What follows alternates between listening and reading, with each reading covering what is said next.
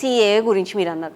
CAA గురించి అంటే బార్డర్లు దాటి పాకిస్తాన్ వాడు బంగ్లాదేశీ వాడు వచ్చి మన దగ్గర కూర్చొని మన ఆధార్ కార్డు మన రేషన్ కార్డు తీసుకొని మన తిండి తింటూ మన గాలి పీల్చుకుంటూ మన మధ్యలో ఉంటూ మనకే ద్రోహం చేస్తున్నారు. కాబట్టి సిఏఏ అన్న చట్టం తీసుకొచ్చింది.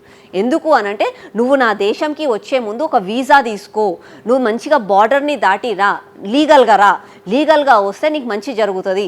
ఒకవేళ నా దేశస్తులు కూడా వేరే దగ్గర ఎవరన్నా ఉంటే వాళ్ళకి కూడా సిఏఏ చట్టం ఉంటుంది.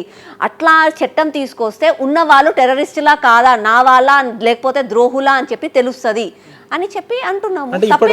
11 ఏళ్ల కాలంలో ఎంతమంది టెర్రరిస్టులను చూసినాం మనం భారతదేశంలో అని అంటే, ఇక్కడ నివసించి ఈ దేశానికి జయగొట్టకుండా ఉన్న పాకిస్తాన్ ఎంతమందిని చూడలేదు మీరు? ఏ రోజన్నా ఇండియా పాకిస్తాన్ మ్యాచ్ అయితే బయటకు పోయి చూడండి మీరు.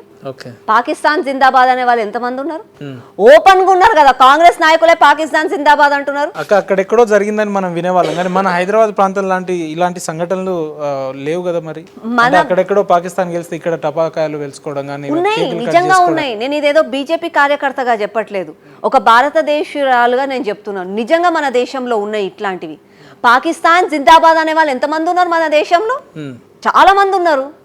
అరే మన దగ్గర ఉంటూ మన తిండి తినుకుంటూ మనతోటే మాట్లాడుకుంటూ పొద్దున్న లేసి పాకిస్తాన్ జిందాబాద్ అని అంటారు. అట్లాంటి వాళ్ళు నిజంగా కూడా మన దేశంలో ఉండాలా?